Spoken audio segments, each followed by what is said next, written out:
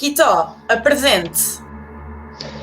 Olá, boa tarde, meu nome é Quito Ferreira, tenho 52 anos, nasci em 1969, portanto no século passado. Sou pai de quatro filhotes, 3 meninas e um menino. Sou treinador de futsal e amigo dos meus amigos.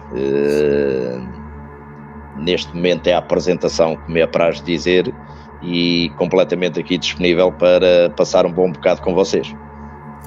E o que vai fazer para cativar no Manos da Quadra? Além do charme que tenho,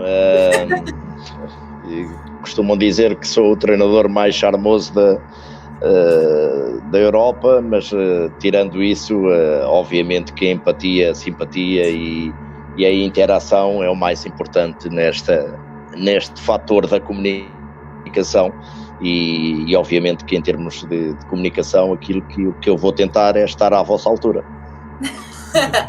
Sejam muito bem-vindos ao nosso 5º episódio. Os manos recebem desta vez para uma ótima conversa o treinador mais charmoso, como o próprio disse, da Europa de futsal e um dos melhores treinadores nacionais, o padeiro voador, Quito Ferreira, que vem conversar um bocadinho connosco sobre ele e sobre a sua paixão pelo futsal. Mais uma vez, muito obrigada por ter juntado a nós.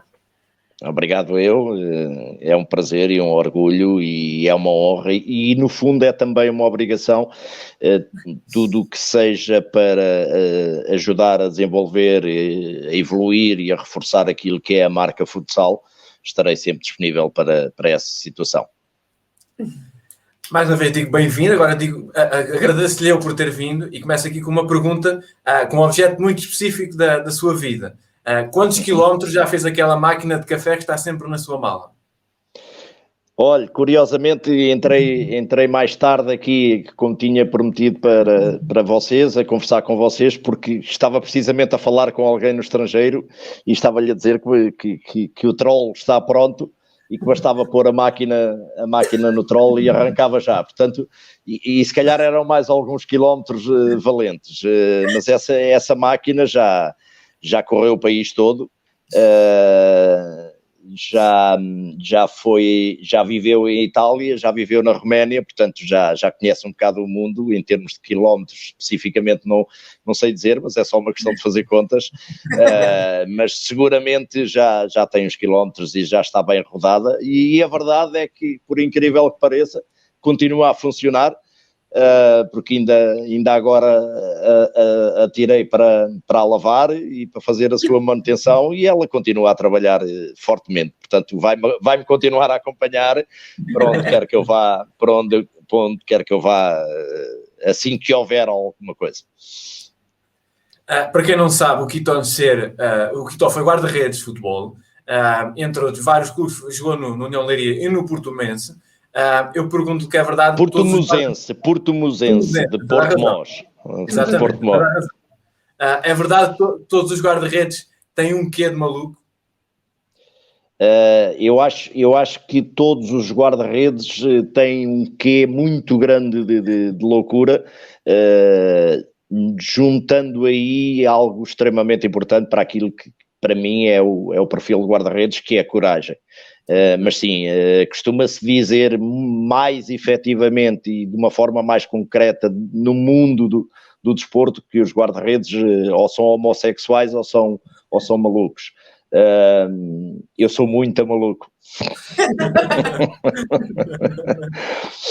Mas sim, faz parte daquilo que é o perfil dos guarda-redes, um pouco uma dose de loucura, até porque especificamente estamos a falar de um lugar que muitas vezes, ou a maioria do tempo, quer em treino, quer em jogo, quer no pré-treino, quer no pós-treino, quer no pré-jogo, quer no pós-jogo, é necessário estarmos um pouco isolados, porque o nosso sucesso e o nosso rendimento dependem muito da concentração que apresentamos ao longo dos jogos e do treino, como é óbvio. E esse isolar, esse que depois é transmitido, se calhar, de uma forma diferente ou é percepcionado de uma forma diferente, como uma dose de loucura, tem o seu quê de real e de verdade, e faz todo o sentido, porque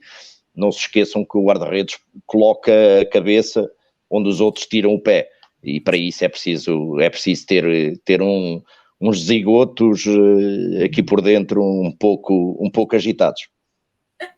Tem quanta dessa maluquice é que passa para treinador? Passa alguma? Passa, porque se repararmos bem, o treinador é um bocado... O perfil do treinador é um bocado também como o guarda-redes. Há uma imagem que correu o mundo, que foi aquela imagem, salvo erro, do Guardiola no final da Liga dos Campeões, em que estava completamente sozinho na derrota. Aquela é a grande realidade também do dia-a-dia dos treinadores. Nós passamos muitas horas sozinhos. É verdade que também passamos muitas horas a interagir e a liderar, mas naquilo que é o tomar decisões, o decidir, é sozinho. E eu, aliás, tenho uma coisa comigo que me acompanha nestes 21 anos de carreira de treinador. No final do jogo, tirando as situações de flash, do trabalho com a comunicação social, raramente falo com alguém depois dos jogos, só passado uma hora ou duas, porque normalmente depois dos jogos a nossa questão mental não está perfeitamente equilibrada, independentemente se é vitória, se é derrota, se é empate, o que é que correu durante o jogo, mas o nosso nível emocional está acima da média, e para isso nós temos uma necessidade absoluta de se isolar, beber um cafezinho e preparar-nos para a nova etapa. E isso também encaixa um pouco naquilo que é o trabalho do guarda-redes no dia-a-dia. Agora, como treinador, como é que lida com o treino de guarda-redes? O facto de ter sido guarda-redes faz com que o pense de outra maneira? Sim, claramente, eu já há muitos anos que tenho falado nisso, e até nas funções que tenho como formador de treinadores na Federação Portuguesa de Futebol, mas há muito tempo que falo nisso, inclusive quando entrei, talvez há 15 a 6 anos, na Associação de Futebol de Leiria, a trabalhar as seleções distritais de Leiria. Normalmente eram trabalhadas e lideradas por 2 treinadores, e na altura, quando assumi, abdiquei de um treinador, de um colega treinador nessas funções, para ter um treinador de guarda-redes, porque o guarda-redes, tal como se analisa e se vê e se pode observar claramente nos jogos, é claramente um jogador à parte neste aspecto, então também tem que ser trabalhado de certa forma especificamente. E o trabalho de guarda-redes é extremamente importante, porque todo o trabalho técnico-tático que é necessário fazer com os guarda-redes, o fundamento desse trabalho está na questão mental, e é preciso que isso seja feito diariamente, é preciso que esse trabalho seja realizado enquanto rotina, enquanto preparação, enquanto evolução do próprio guarda-redes, para que o rendimento seja altíssimo. Eu não abdico, e toda a gente tem conhecimento disso. Ainda agora, nestes 3 últimos anos no Elétrico, abdiquei até de contratar um jogador para contratar um treinador de guarda-redes e ter para mim, o melhor treinador de guarda-redes do mundo, que é o Nuno Silva, e que felizmente tão bons resultados deu. Não vejo o treino hoje em dia a um nível altíssimo, sem trabalho específico de guarda-redes. No nível mais baixo, não havendo possibilidade de ter um treinador específico de guarda-redes, esse trabalho tem que ser realizado de uma forma criativa, e os treinadores têm que dar muita atenção, porque afinal é aquilo que toda a gente diz depois: o guarda-redes é 50% da equipa, e nós diariamente damos essa importância aos guarda-redes. Então, se sabemos todos que o guarda-redes é 50% da equipa, temos que lhe dar 50% de atenção no dia-a-dia. Então, há um tema bastante falado no futsal, que é o próprio 5-4. E eu pergunto-lhe, tanto como ex-guarda-redes, como atual treinador, qual é que considera o momento certo para o utilizar?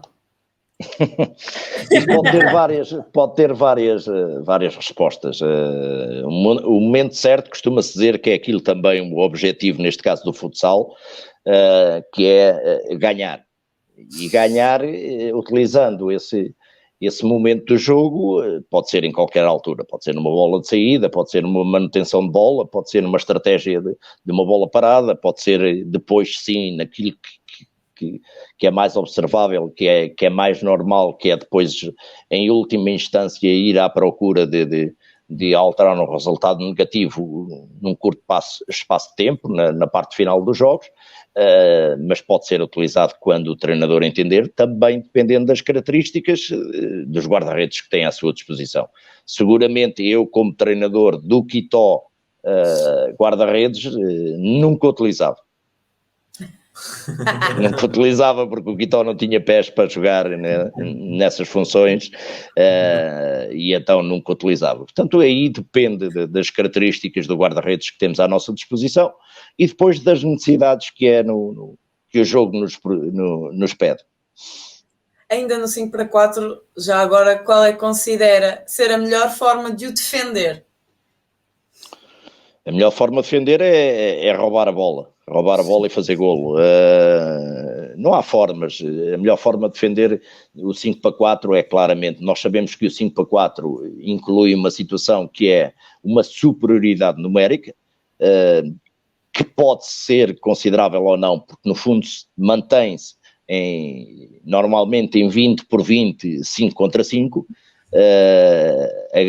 há uma desvantagem para quem ataca, quem está a jogar como guarda-redes volante não pode receber 2 vezes a bola no seu meio campo, e quem defende tem uma vantagem que é o guarda-redes estando dentro da sua área pode jogar com as mãos e com os pés.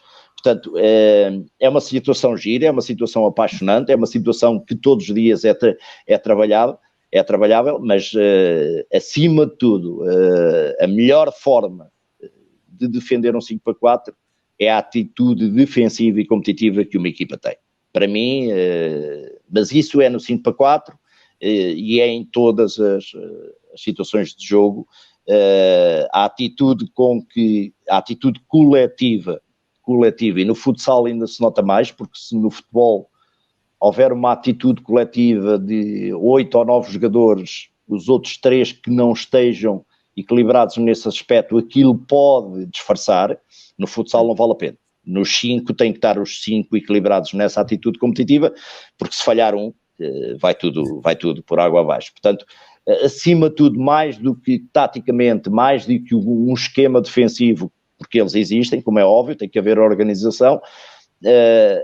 Para mim o fundamental é a atitude competitiva, com que aqueles 5, mais os outros 7 ou 9 que estão cá fora, têm, portanto, naquela estrutura, porque por vezes, e ainda por cima nessa situação específica, em termos defensivos do guarda-redes mais 4 contra 5, se assim quiserem ser mais específico, por vezes é importante um colega que está cá fora transmitir qualquer situação, qualquer palavra, pode ser importante para defender uma bola. Vamos aqui recuar uns aninhos, vamos recuar até a sua carreira como jogador de futebol, e vou-lhe perguntar o que é que se pode levar de uma carreira de futebol para uma carreira como jogador de futsal, e principalmente no seu caso, o que é que se leva depois desses anos todos como jogador de futebol, o que é que se leva para treinador de futsal? Leva-se alguma coisa, algum ensinamento? Leva-se a vida, mas não é só no futebol. Eu costumo dizer, e já disse isto em vários sítios, e está escrito que tenho 52 anos e ainda não percebi se primeiro vem o desporto, o futsal, o futebol ou a vida, ou se vice-versa. No fundo, o desporto é vida, é a essência da vida, e aquilo que nós levamos do futebol para o futsal é toda a essência do futebol. Obviamente que muitas das coisas que faço enquanto treinador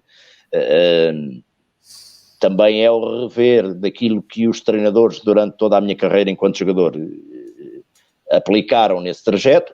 Uns faço porque entendo que aquilo era o correto, outros não faço, ou faço de maneira diferente, porque já na altura entendia que aquilo, eu se fosse treinador não o faria. Portanto, é extremamente importante também essa análise e essa avaliação, nós percebermos o que é que está errado e darmos uma ideia diferente e termos alternativas para elas, e depois toda a essência daquilo que é o desporto, porque hoje em dia tudo aquilo que se fala, seja no futsal, seja no futebol, aquilo que é mais falado é tudo menos o jogo e a essência do jogo em si.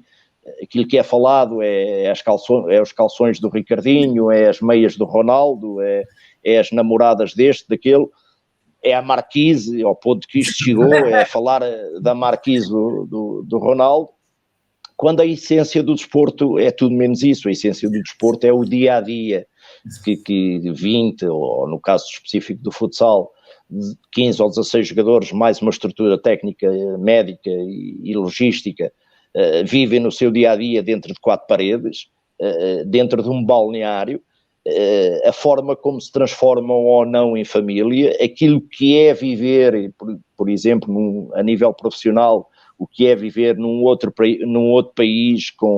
Eu lembro-me, quando cheguei ao Latina, o Latina tinha na altura 8 nacionalidades, tinha 7 comigo, não havia nenhum português, comigo 8 nacionalidades. O que é viver no dia-a-dia e trabalhar e criar em 8 nacionalidades um objetivo comum, os problemas, as características fisiológicas de cada um, as características físicas de cada um, as culturas de cada um. Eu lembro-me de entrar naquele balneário e olhar, por vezes, em fração de segundos, e definir ali a cultura argentina, a cultura brasileira, a cultura italiana, são culturas completamente distintas, e ter que encaixar aquilo tudo num caminho só, depois esse dia-a-dia transportado para aquilo que é o campo, que é o jogo, que é o treino, que é o cumprir objetivos coletivos e individuais. Essa para mim é que é a grande essência do desporto, que é a realização de cada um, o sucesso de cada um enquanto ser humano, enquanto pessoa da sociedade, através daquilo que é o desporto, seja ele de alta competição ou não. Esse para mim é que é a essência. E hoje em dia fala-se tudo menos disso. E essa para mim é que é a grande essência. E aquilo que trazemos como jogadores ajuda-nos também depois nesta relação treinador-jogador, jogador-treinador. Avançamos aqui um bocadinho para falarmos da sua carreira como jogador de futebol. Vamos falar do senhor Máximo e todas aquelas situações que existiram no Clube Sportingista de Leiria. Acha que isso levaram-no a ser treinador de futsal? Acha que se não fosse todas essas situações, estaríamos aqui a falar com um treinador de futebol, o caminho teria sido outro, ou acabaria sempre por ser treinador de futsal de alguma forma? Não, essa é a grande procura da ciência na nossa vida. O que é que se não houvesse momentos e contextos, o que é que nós seríamos? E claramente, se me perguntassem enquanto guarda-redes de futebol, no Leiria, no Marrazes, no Mirense, se me dissessem que eu ia ser jogador de futsal, treinador de futsal, eu dizia que estava tudo maluco, porque para mim o futsal passava torneios de verão, de futebol salão ou de futebol 5, não passava disso. No fundo, o futsal para mim era o desanuviar depois de uma época enquanto jogador de futebol. E claramente que não entrava claramente nas minhas contas.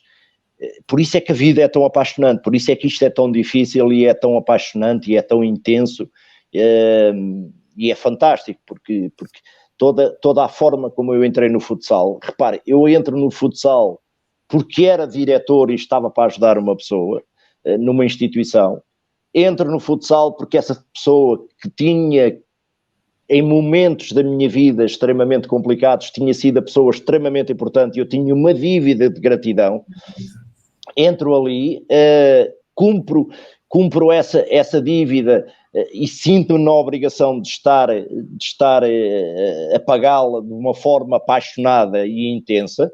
Entro no futsal através disso. Quando eu, no primeiro treino, foram os jogadores que me tiveram que dizer, eu lembro-me de chegar no primeiro treino e dizer o ponta de lança, e eles é que me diziam, mister, ponta de lança não, aqui não há ponta de lança, aqui há pivôs, quer dizer, portanto, toda esta situação era impensável.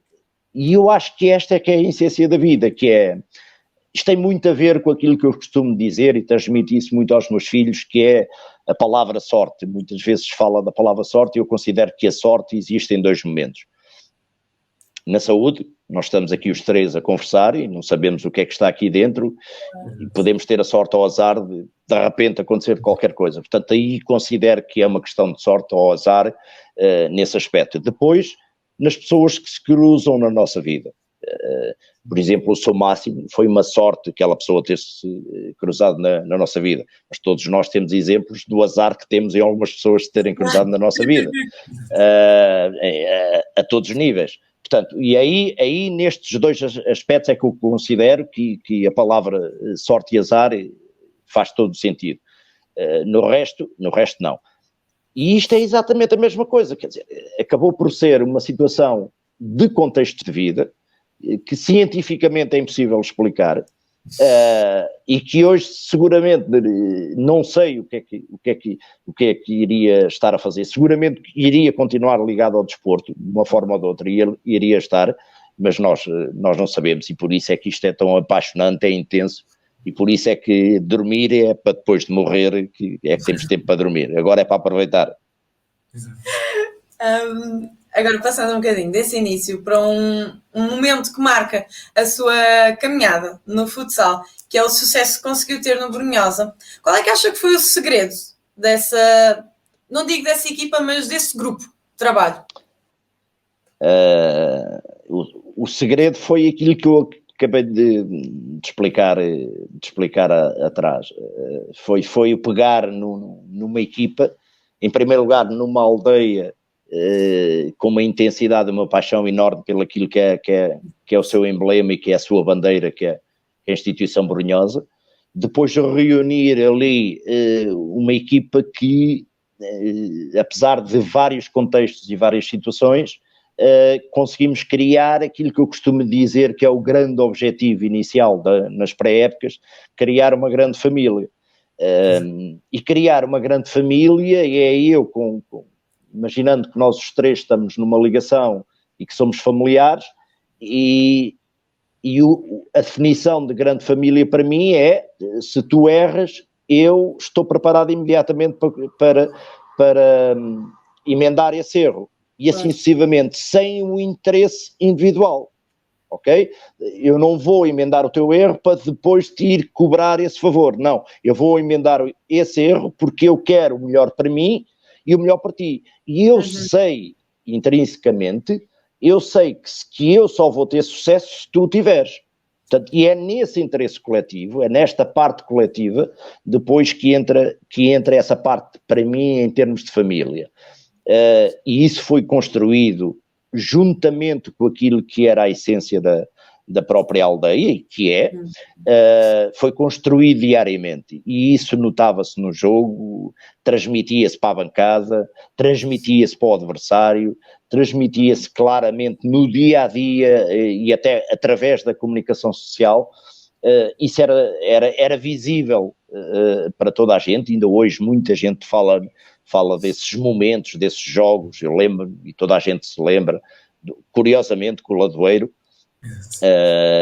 um jogo em que ao intervalo estávamos a perder 6-0, com o pavilhão completamente esgotado, e ganhámos 9-7 esse jogo, só algo em filmes é que se pode avaliar uma coisa assim, mas aquilo existiu e aquilo foi real, e são essas situações, são esses momentos que ajudam a construir uma família, que ajudam a construir algo coletivo, que faz com que depois tenha uma força e uma base fortíssima para também ultrapassar os momentos negativos, porque também os tivemos. E é essa forma, eu costumo dizer às vezes, perguntavam muitas vezes no elétrico, porque a resposta era banal, se o melhor momento do Elétrico foi ter eliminado o Sporting. Obviamente que em termos visíveis foi aquela eliminação, aquele jogo, o Elétrico ter subido da segunda divisão e eliminar o Sporting. Mas os melhores momentos que vivi enquanto humano foram aqueles após momentos difíceis, após derrotas, a forma como nós reagimos. E a Brunhosa tinha muito isso. Não perdemos muitas vezes, mas quando perdíamos estávamos completamente sustentados para a partir daí ir construir e ir à procura da nova vitória. Foi muito essa a essência. E depois a qualidade dos jogadores, obviamente. Sem qualidade não há nada a fazer. O Quito já falou do Elétrico, mas tal como na Brunhosa foi uma campanha incrível a que fez no Elétrico. Mais uma que surpreendeu todos ou muita gente. Qual é o balanço que faz desta aventura em Pontessor?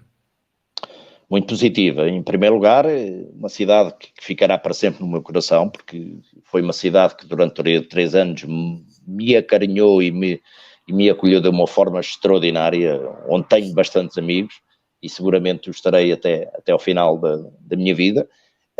Em termos de clube extraordinário, estes 3 anos, com os recursos que nós tínhamos, com aquilo que éramos à partida perante os adversários na elite de futsal, era claramente, se metêssemos no início, em que nós íamos ficar em 8º, em 6º, que íamos às meias finais da Taça da Liga, que íamos à Final Eight da Taça de Portugal, que íamos estar uma volta em 3º lugar, toda a gente nos chamava loucos. A verdade é que, diferente da Brunhosa, porque na Brunhosa praticamente, à exceção de 2 ou 3, nós éramos da região de Leiria, todos. No Elétrico toda a gente era de fora, à exceção de 2 ou 3, no caso do Diogo Basílio e do Miguel Pegacha, que eram da terra. O resto era tudo de fora, inclusive do estrangeiro. E isso é outra forma de estar, que é diferente. Enquanto nós na Brunhosa se identificávamos por uma cultura, se calhar em comum, no Elétrico identificávamos como uma cultura que tínhamos que ser nós a construir, porque éramos nós contra os outros. E sabíamos mais uma vez que se o Renan não ganhasse, o treinador também não ganhava, se o Diogo Basílio não ganhasse, o Rodriguinho também não ganhava, e assim sucessivamente.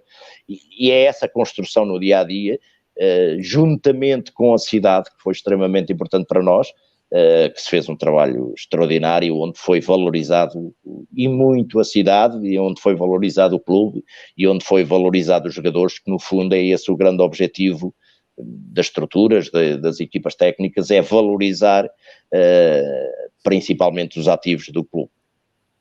Se tivesse que definir a sua carreira até ao momento apenas numa palavra, qual seria? Paixão. Já desconfiava. Paixão é a única palavra, é a única só numa palavra, né? Claro.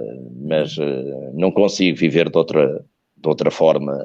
Acho que nós perdemos muito na sociedade hoje em dia. Aqui não é falar do desporto, é falar da sociedade.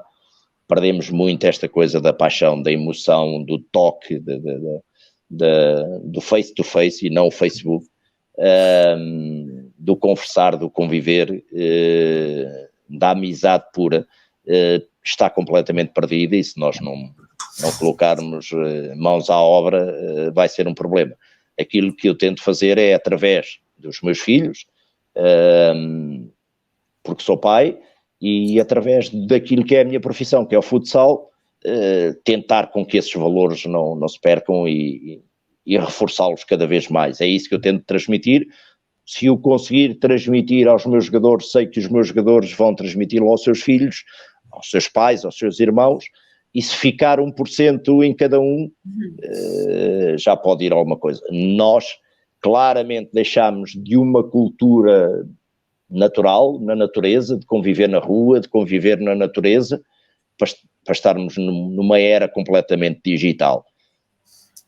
Ela é necessária, ela é importante para a evolução, ela é importante para o progresso, mas se não for equilíbrio, eu costumo dizer, tudo que não é, só há uma coisa na vida que é admissível ser desequilibrada.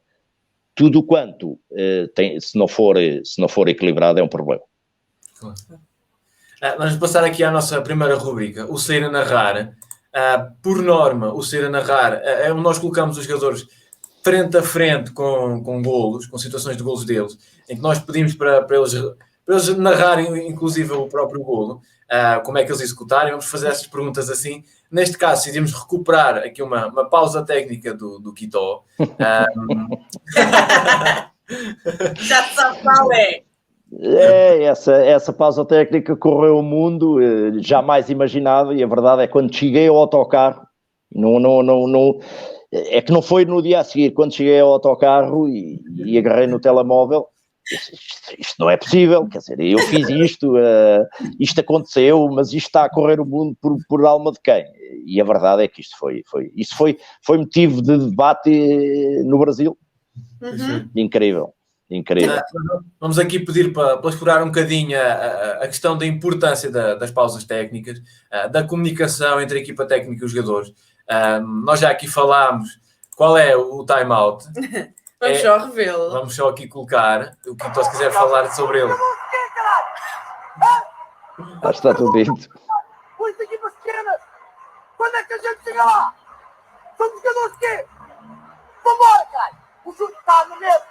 Mantém toda a situação! Está 0-0! Vamos jogar futsal! Se não, para este jogo, começam a chegar os garotos! Ou vocês começam a chegar este jogo, ou jogam o sub-20! Vamos lá para dentro, caralho! Não se esqueça que não há palavras para tentar. Não, isto tem um contexto, lá está. Isto tem um contexto e obviamente que o que é visível foi aquilo que eu falei ali, ainda por cima em direto, ainda por cima na RTP. É que podia ter sido num canal fechado ou uma coisa qualquer, não, mas tinha, lá está, os tais contextos, e isto é que é a essência da vida. E isto havia aqui um contexto muito forte por trás, que era, havia aqui uma estratégia, juntamente que eu tinha com o grande responsável da Brunhosa, o engenheiro Coutinho Duarte, em que nós tínhamos definido algumas estratégias para o crescimento do clube, para o crescimento da equipa, para o crescimento da região. Porque aquele era o primeiro jogo que nós realizávamos em Alcobaça. Porque o primeiro jogo que nós realizámos na primeira divisão foi com o Benfica na Nazaré, ou seja, fora do concelho de Alcobaça. E isso foi uma estratégia montada por mim e pelo engenheiro, e aquele era o primeiro jogo. O pavilhão estava completamente esgotado, aliás, ao meio da semana o pavilhão já estava, os bilhetes já estavam todos vendidos. Havia uma situação em termos também de um contexto temporal mais antigo, que era algum daqueles jogadores que tinham estado comigo nos júniores, nas seleções mais jovens, e havia aquele estigma que nós, contra Lisboa, contra o Porto, perdíamos sempre, ficávamos sempre em último. Havia também esse contexto. Depois existe o contexto de, claramente, as equipas que vão jogar contra o Sporting e o Benfica perdem o jogo antes dele começar, que é uma coisa horrível para mim. Isso não me consegue encaixar, e não consigo encaixar, e já criei algumas inimizades por causa disso. E havia ali um contexto também empresarial em termos de evolução do clube e de sustentabilidade do clube. Por um lado, diretamente com a autarquia, porque foi uma estratégia para nós começarmos a ter mais apoio direto da Câmara Municipal de Alcobaça. Depois, porque o engenheiro tinha acabado de convidar alguns possíveis patrocinadores do estrangeiro e estavam a assistir ao jogo. E nós tínhamos montado um plano de jogo para jogar contra o Sporting, na altura já fortíssimo, e era que toda a gente dizia que era impossível. E eu queria transmitir não só a essência de que nós poderíamos vir a ser, nós sabemos que é difícil chegar ao patamar do Sporting ou Benfica, mas temos a obrigação de chegar cada vez mais perto e não eles estarem cada vez pior. Nós chegarmos cada vez mais perto. E isso tinha sido transmitido toda a semana, tinha sido transmitido antes do jogo, e todo o plano técnico-tático que tínhamos definido, ao fim do minuto estava completo, nada, tudo aquilo que eu tinha pedido, não existia nada. E ao fim de 50 segundos já tínhamos sofrido um golo e já tínhamos levado uma bola no poste.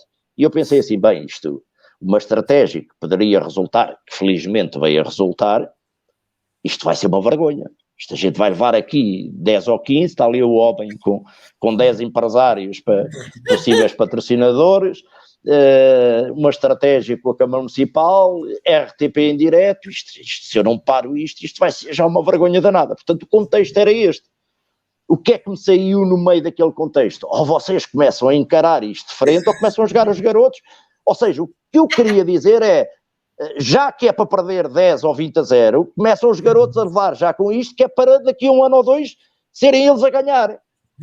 E aquilo saiu-me naturalmente da essência. A verdade é que aquilo acabou por resultar, nós perdemos 4-0, é verdade, mas o jogo já não teve nada a ver. A postura foi completamente diferente, o encarar o jogo foi completamente diferente, porque se eu não paro aquilo, e na altura até foi uma guerra no meu banco, quando porque eu pedi o time-out aos 40 segundos. Eu não pedi, ele depois só me é atribuído quando sofremos o golo, temos posse de bola, infelizmente, nesse aspecto, e acho que o time-out aparece ao minuto e 2, mas eu pedi o time-out aos 40 segundos, portanto, eu estava a ver aquilo a descambar completamente, e eu assim, antes que isto seja uma vergonha, e se arrebenta aqui completamente com todas as estratégias, deixa-me já parar isto. E no banco, quando eu disse, peça um time-out, toda a gente ficou a olhar para mim, mas estás maluco? Não pede já o time-out. E a verdade é que acabou por funcionar e felizmente as coisas acabaram por funcionar. Mas mais uma vez, aquilo que saiu foram as asneiras, foram os palavrões, foram todas aquelas coisas. Achei graça porque depois na altura houve debates em vários sítios e havia até... Acabou por ser, em termos gerais, extremamente positivo. Mas havia, o gajo está maluco, o gajo não sabe orientar os jogadores e perdeu a cabeça. Eu estava com tudo menos com a cabeça perdida. Mas o que passa para fora, que, claramente, é completamente diferente daquilo que nós pretendemos e queremos e sabemos que temos que fazer. Já agora, como é que o Quito em jogo decide qual é o melhor momento para pedir uma pausa técnica? No fundo é isto, já pedi no início, já pedi no meio, já pedi no fim, há vários fatores que nos obrigam. Por exemplo, lembro-me no universitário, em que nós tínhamos menos jogadores, em que fazíamos 4, 5 jogos, às vezes em 5, 6 dias, optava muitas vezes por partir o jogo em 4, em vez de ser em 2, primeira e segunda parte, partir o jogo em 4, pedir aí aos 10 minutos, para recuperação física. Depende muito do contexto, do que se passa, do que está para trás, do que nós queremos para a frente. Essa era uma estratégia, outra era na parte final para preparar uma situação que pudesse tirar vantagem. Muitas vezes peço, quando nós marcamos um golo, para fazer com que o adversário sinta mais o peso do golo sofrido. Muitas vezes fui criticado por isso, mas normalmente a gente deve pedir, porque nos livros, é isso que dizem nos livros e nos cursos, devemos pedir o time-out é quando sofremos 1 ou 2 golos, e eu sempre fiz um bocado ao contrário, e as minhas equipas técnicas às vezes no início, mas mister, a gente acabou de marcar golo, sim, deixa lá o adversário sentir o golo 1 minuto e pôr aquilo a ferver mais, obviamente, umas vezes resulta, outras vezes não, mas isso é a grande paixão e é a grande essência de tudo isto. Agora vamos falar aqui um bocadinho de 2 tipos de time-outs, como aquele que nós já vimos, que foi uma tentativa de até ser mais motivador e de espicaçar os jogadores, ou até o mais tático. São os 2 utilizados, os 2 são importantes, mas na sua opinião, qual é que pode mudar mais um jogo? Depende daquilo que o jogo nos está a pedir. Há momentos, a maioria das vezes nem utilizo o quadro, porque a minha essência do time-out ou é fisiológico ou é mental. E há treinadores que pedem mais o time-out por uma questão tática, mas isso tem a ver com cada um, aquilo que pensa e aquilo que faz, não está certo nem errado, todas são válidas.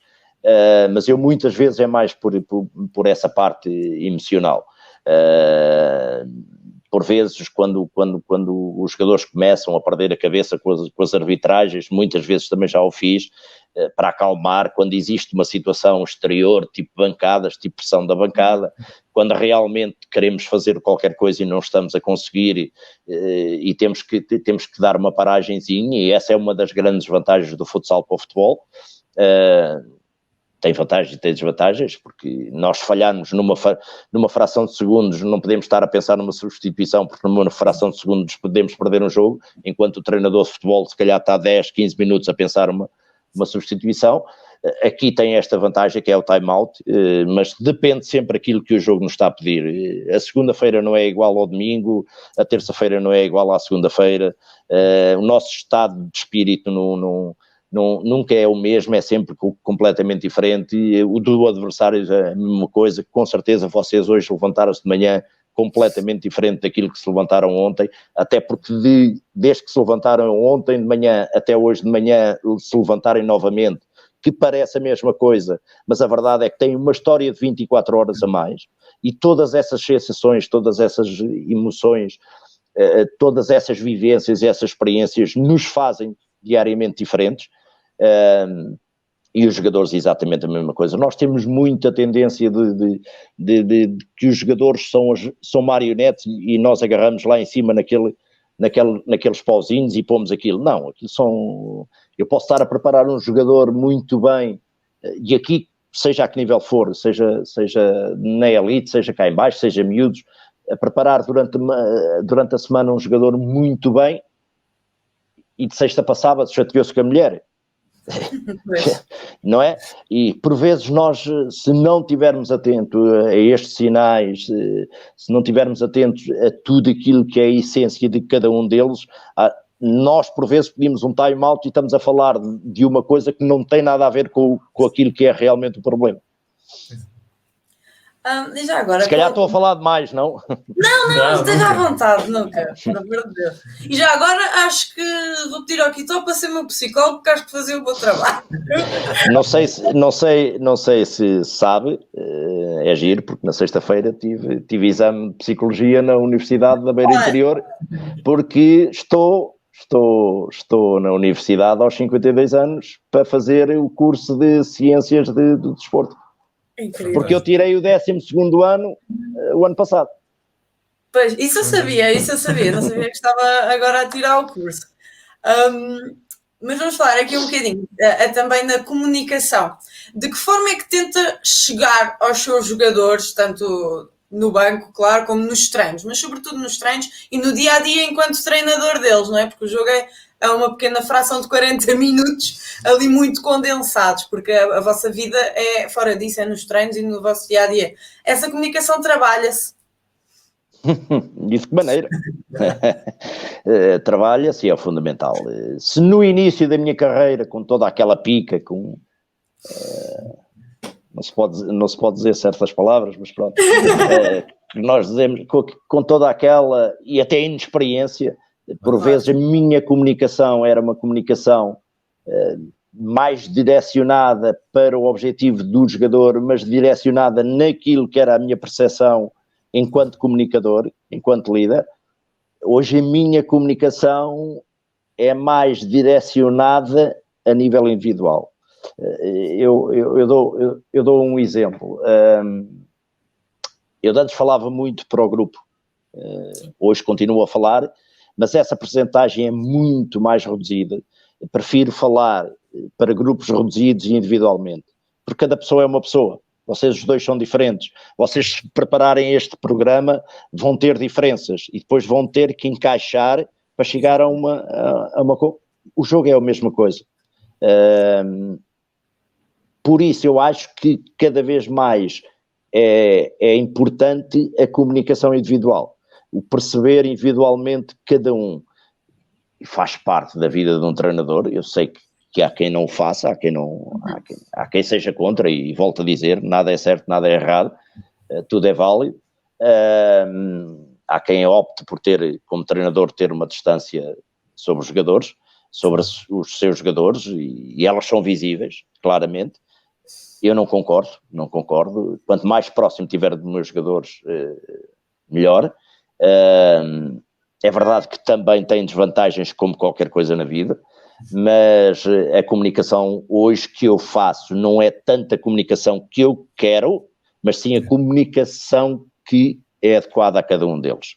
Eu costumo dizer que difícil não é treiná-los todos da mesma maneira, difícil é treinar cada um deles de forma adequada. Isso é que é extremamente difícil. Eu posso estar aqui a trabalhar vocês os dois e nós os três termos um objetivo e eu criar um caminho para vocês os dois, mas vocês os dois são uma riqueza e um mundo completamente diferente. Mesmo que vão no mesmo caminho, vocês vão caminhar de maneira diferente, nem que sejam pequenas diferenças. E é essas pequenas diferenças depois que têm que ser encaixadas, com uma negociação, entre aspas, encaixadas para nós os três chegarmos e termos sucesso. E isso é muito trabalho no dia-a-dia. Obviamente que depois também entra aqui uma parte importante, que é a minha mulher perguntar, então, mas vais sair à noite com os teus jogadores? Vou, também. Tenho que ir, tenho que trabalhar, tenho que perceber como é que eles são na noite. Aqui também, às vezes, também serve para isso. Então, mas tem 4 filhos em casa e depois 15 no treino, ou já é uma relação mais de amigo? Não, é claramente assim. E para mim é claramente a minha maior. Eu tenho títulos, obviamente. Fomos campeões nacionais na Brunhosa. Existe vários títulos, mas eu não ligo muito. Obviamente que ligo, não sou hipócrita para dizer que não, porque o nosso ego é extremamente importante de estar alimentado. Mas o meu maior título é a relação de pai para filhos, é ter agarrado em jogadores na rua. Eu já fui buscar jogadores literalmente à rua e hoje vê-los como homens de família, como pais de sucesso, como jogadores de sucesso, como jogadores internacionais, jogadores nos grandes clubes, no Sporting, no Benfica, no estrangeiro, e continuar a ter uma relação de pais para filhos e alguns deles até a falar disso na comunicação social. Essa para mim é assim os meus maiores troféus. Vamos pegar curiosamente nisso, no aspecto das individualidades e dos jogadores. Muitas vezes a personalidade dos jogadores acaba por influenciar acaba por influenciar o jogo, até as próprias decisões táticas do próprio treinador. Muitas vezes eles na quadra acabam por tomar decisões que não foram treinadas, ou não foram exploradas, ou não foram até pedidas pelo treinador. Mais ou menos. Eu pergunto de que forma é que um treinador pode ajudar a potenciar a criatividade dos seus jogadores para que a mesma funcione em contexto de jogo, da melhor forma, claramente. Essa é a grande essência do treinador, é perceber claramente o que é que está ali. Eu posso confidenciar, mas isto a maioria da malta sabe. Eu ponho sempre, eu raramente chamo no treino, raramente chamo os meus jogadores pelo nome. Arranjo sempre ali uns nomes estúpidos para eles. Não tenho problema nenhum de dizer, e até porque a palavra no Brasil é forte, e eu também já tive problemas com isso. Ao Rodriguinho, que é um internacional Qatar, eu chamava-lhe o escroto. Atenção que se a palavra aqui em Portugal é forte, no Brasil é fortíssima. Eu lembro-me, por exemplo, de uma vez no Facebook mandar uma mensagem pública ao Cássio e dizer-lhe boa puto, e a verdade é que aquela palavra teve problemas graves para ele, porque a mãe leu aquilo no Brasil e puto no Brasil não tem nada a ver com o nosso puto.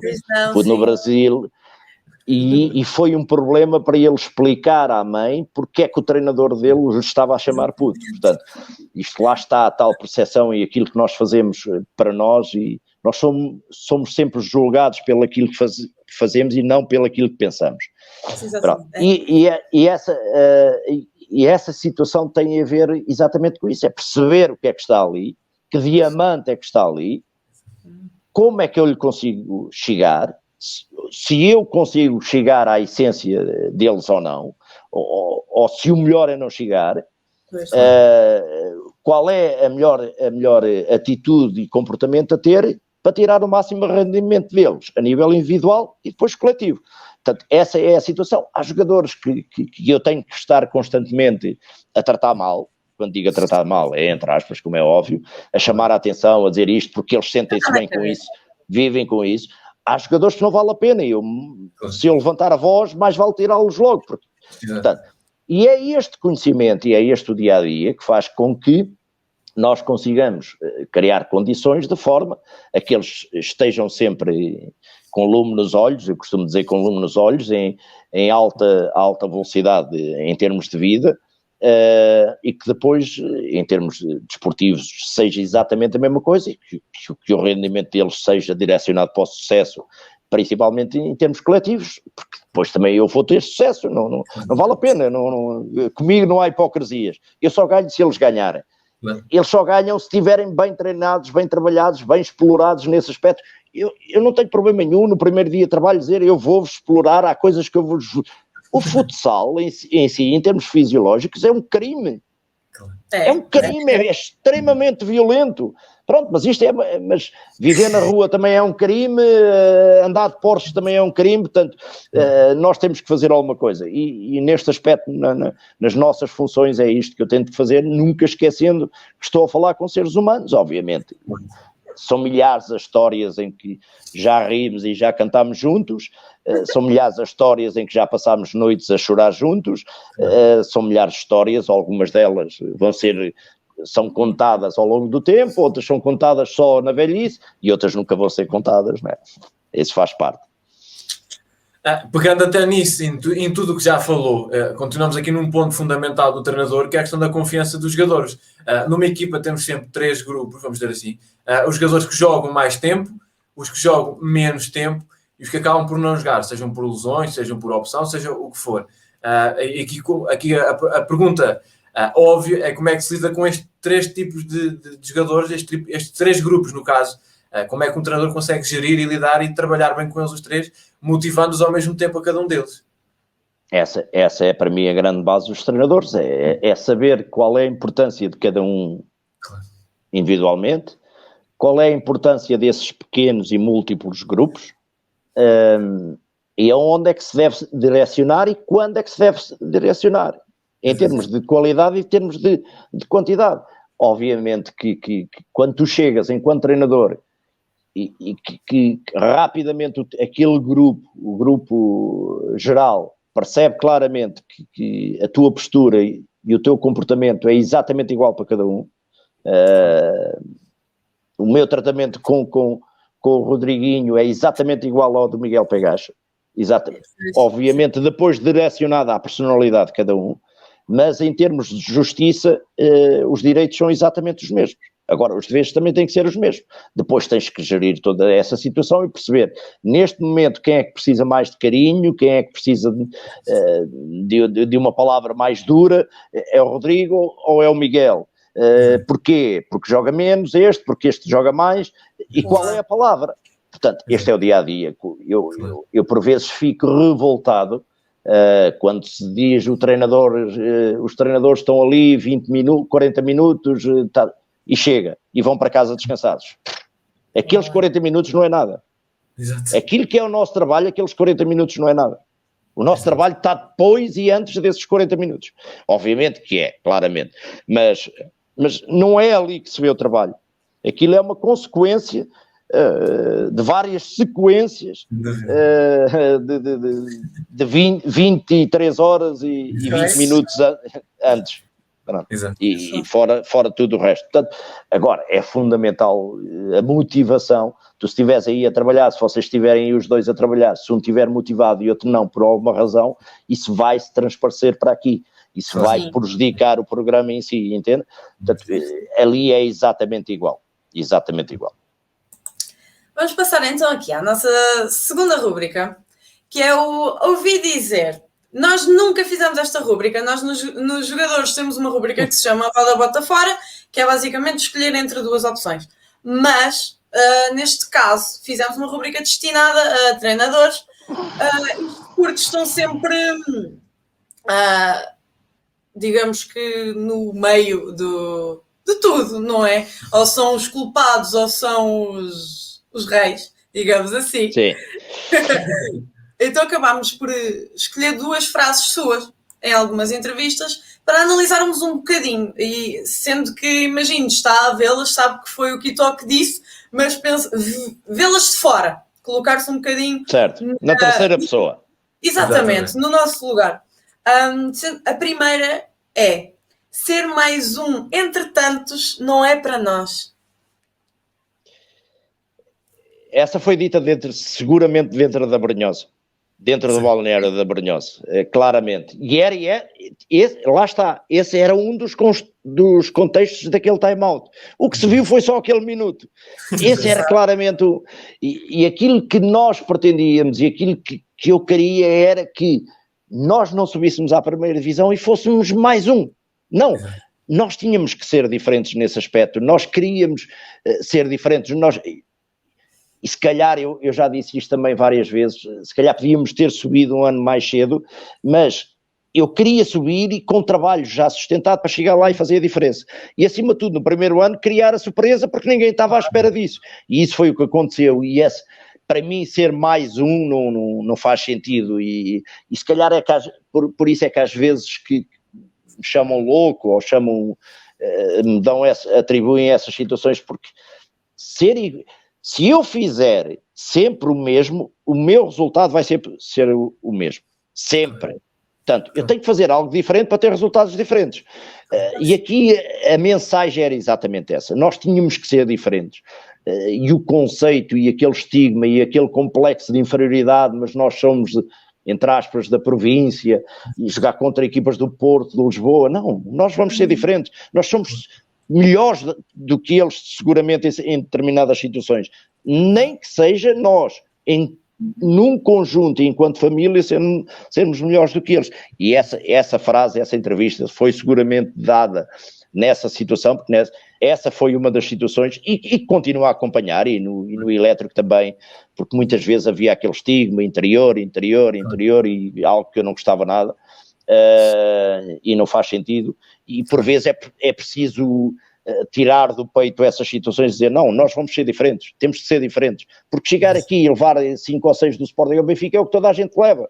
Não, exatamente. A gente tem que tentar ganhar. E a verdade é que ao longo dos tempos conseguimos, na altura da Brunhosa, conseguimos discutir os jogos com o Sporting muito fortes, conseguimos um empate 0-0 com o Benfica na altura, e no elétrico chegámos até ao momento em que empatámos 3-3 no ano passado também com o Benfica, e eliminámos o Sporting. Portanto, só desta forma é que nós conseguimos aproximar de lá. Claro.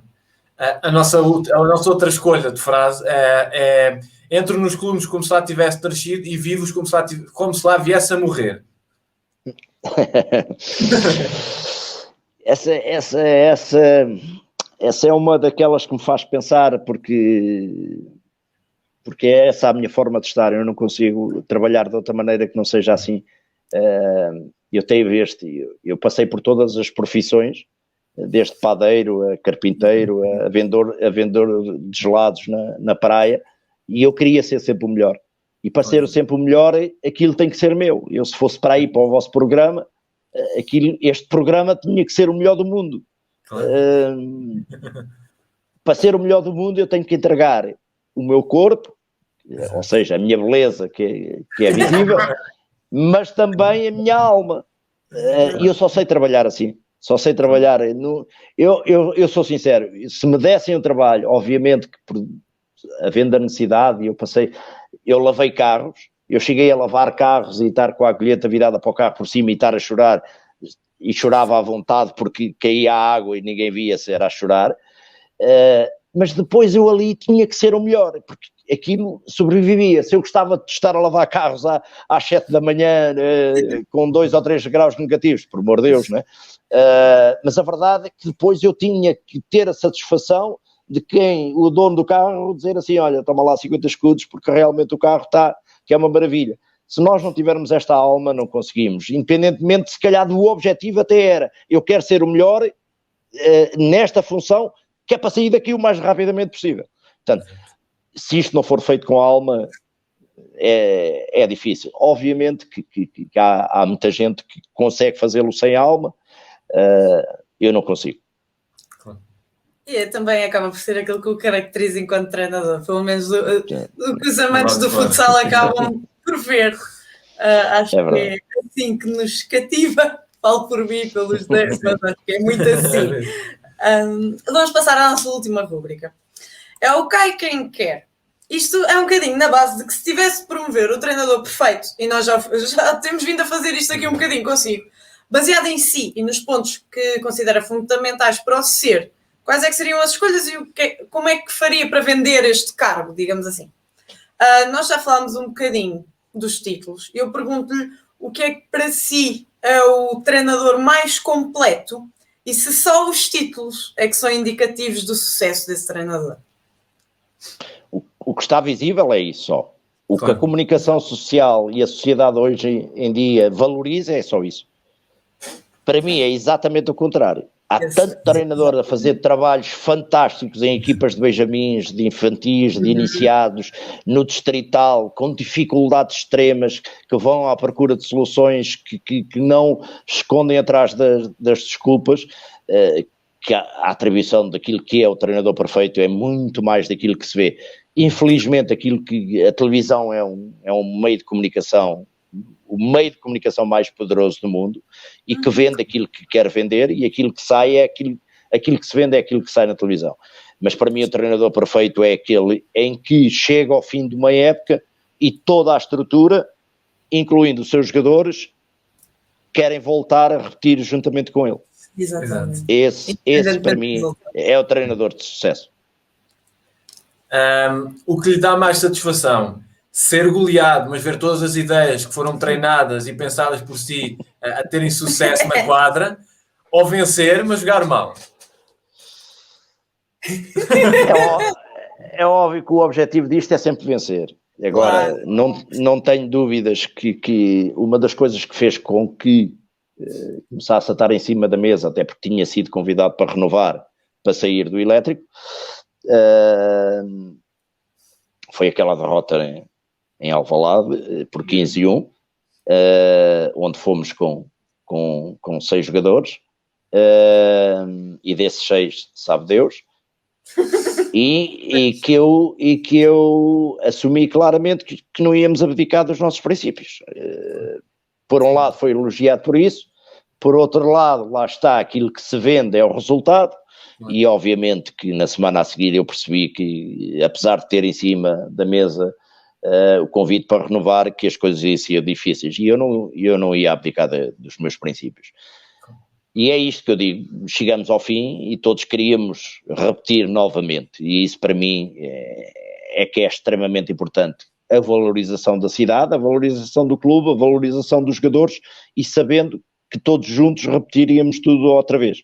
Portanto, ganhar é muito bom. Para mim até acho que melhor do que ganhar é não perder. Eu detesto mais perder, mas acima de tudo bom é mantermos os nossos princípios, os nossos valores bem dentro da prateleira, no lugar que tem que estar. Vamos aqui pegar um bocadinho na questão ainda dos bancos, mas aqui dentro da questão do treinador. Costuma dizer-se que o jogo é dos jogadores, pois são eles que jogam. O jogo dos treinadores só existe até o jogo começar. Mas cada vez mais vemos um jogo intenso de bancos e vemos que isso é um dos atrativos cada vez maiores. O duelo entre treinadores e entre os duelos de bancos, vamos dizer assim. Como contrariar isto? Como é que se consegue contrariar esta situação? É fácil. Experimentem fazer uma época sem treinadores. Isso não faz sentido, essa expressão, eu sei, é extremamente falada, não faz sentido. Se não fosse preciso os treinadores, não havia esta guerra pelos treinadores que existem, nem os treinadores tinham estas guerras que tinham, não? Tudo é um todo. E só o todo é que funciona, e os jogadores não eram nada sem os treinadores e sem os clubes, os treinadores não eram nada sem os seus jogadores e sem os clubes, e assim sucessivamente. Não faz sentido. Isto é como um carro, pode ter um motor extraordinário, se não tiver lá os 4 pneus, ele não sai do mesmo sítio. Antes de terminarmos, dá-nos 3 ideais para um treinador. Charmoso, apaixonado e corajoso. Temos só a nossa Quando digo não se esqueça de uma coisa, quando digo charmoso, o charme vai mais além daquilo que eu lhe estou a dizer, e charme é também brio. E ter brio por nós, eu faço isso tanta vez, às vezes paro um exercício e digo, vocês, por amor de Deus, tenham brio em vocês. Eu cheguei a entrar pós o jogo, naquela parte em que os jogadores, acho que uma vez a câmara até apanhou isto, em que eu estou a consertar um jogador, e um jogo de uma... Por amor de Deus, tu ganha brio, tu não me vais para ali assim, ganha brio, tem prazer, tem vaidade em ser jogador, porque isto, entende? Porque eu às vezes digo isto muitas vezes, que sou o treinador mais giro, e se eu não tenho dúvidas que sou, e mais charmoso, e a malta pega só nisto e tal, o gajo é vaidoso e arrogante e mais não sei o quê, e eu quero passar tudo menos isso, entende? Mas pronto, mas atenção que por vezes esta situação, depois é a coragem, treinadores sem coragem, hoje em dia há muitos, porque o essencial é o fim do mês e manter a sua posição e aparecer na televisão todos os dias, e sem esta paixão que temos pelo aquilo que fazemos também não faz sentido nada. Peço desculpa a esta introdução. Peço desculpa. Não, nós agradecemos até. Para terminar, temos só a nossa pergunta da praxe, que é: quem é o seu mano da quadra? Meu mano? Como assim, meu mano? O meu mano companheiro que o tem acompanhado, faça redundância, ao longo da sua vida e que considera a pessoa mais importante consigo. Felizmente tenho muitos. Agora tenho pessoas extremamente importantes em termos de futsal, como o Xana, como o Nuno Silva, como o meu mano de Portimão, o treinador do Portimonense, que temos uma relação, apesar de quando jogamos um contra o outro é quase comer, mas temos uma relação muito forte de amizade, e com uma história já muito forte, os dois, mas tenho muita gente que felizmente me tem acompanhado, e principalmente em termos de equipa técnica, e curiosamente os mais fortes, os treinadores de guarda-redes, que foi o Xana e o Nuno Silva, esses têm sido realmente os meus irmãos, e como adversário o Pedro, o treinador do Portimonense, mas sim, e depois muita gente à volta que nem sequer está ligada ao futsal, mas, e alguns que trabalhei há anos, que mantenho uma relação diária, não, é impossível hoje ter relação diária com tanta gente, mas uma relação próxima e muito forte e muito intensa, com vários que me acompanham ao longo da vida, sim. Mas visível são esses. Exatamente. Quito, acho que terminámos da melhor maneira aqui com os seus manos da quadra. Queremos lhe agradecer muito. Foi um prazer gigante falar consigo. Foi um privilégio enorme falar e aprender aqui consigo. Uma conversa incrível sobre futsal, e acho que toda a gente que está a ver vai gostar muito e vai com certeza aprender muito também consigo, e ficou aqui a conhecer aqui um bocadinho mais sobre o Quito Ferreira, que é uma figura, um dos melhores treinadores e uma figura do futsal nacional. Por isso nós agradecemos-lhe muito, aqui a Maria e eu, obviamente, mais por este privilégio de estarmos aqui muito mais perto e estarmos aqui a aprender consigo tanto. Acho que toda a gente vai ter esse sentimento no fim de ver esta incrível conversa. Eu é que agradeço, e para mim é sempre importante pessoas como vocês valorizarem o futsal, e dizer-vos que estou sempre à vossa disposição para aquilo que necessitarem. Um bem-aja para vocês, coragem, paixão, intensidade, beleza. A Maria tem mais que tu, mas beleza tem os dois, mas continuem, e da minha parte, aquilo que eu vos puder ajudar, estarei sempre aqui disponível para vocês. E muito obrigado pelo convite, foi uma honra. Muito obrigada. Mais uma vez, muito obrigado, Quito. Já sabe que antes está a ver, siga-nos no Instagram, siga-nos no Twitter, siga-nos no Facebook, siga-nos no YouTube. Voltamos em breve com mais uma ótima conversa, porque já sabem, como o futsal não lê, estamos cá para o fazer falar.